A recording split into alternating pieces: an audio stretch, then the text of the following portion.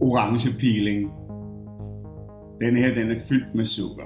Når sukkeret opbløder sig i din hud, din våde hud, så dannes der en glykolsyre, som er fantastisk på en meget, meget nænsom måde at fjerne de døde hudceller fra huden.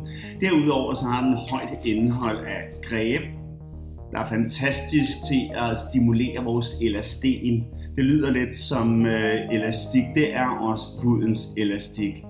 Appelsinen og bergamotten er man med til at trække sammen på porerne i huden. Den her den er meget celleregenererende. Har du en sart hud, vil du også opdage, at den her dufter sart. Det er lige netop denne her, der er til den sarte hud. Naturen skal nok fortælle det. Den dufter lidt af teabolcher. Den smager også sådan. Den smager eventyrligt. Når min hud er fuldstændig våd og varm under bruseren, så tager jeg en teskefuld op i hånden. Masserer hænderne mod hinanden, og så masserer jeg det ud i hele ansigtet.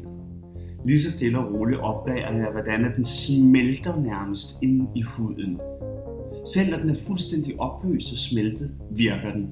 Bare bliv ved med at massere dit ansigt og skylle derefter af. Hvor tit skal du pile? Ja, hvis du har en sart hud, så er det sikkert ikke mere end en gang om ugen. Men hvis du ønsker så jævn en hud som overhovedet muligt, så husk, de døde hudceller skal af. Hvor hårdt skal du pile? Jeg plejer at sige passende. Gør det på sådan et niveau, som du kan lide. Brug den under bruser. Tag den med i dit fitnesscenter eller et dampbad. Den er ueventyrligt lækker. Både til ansigtet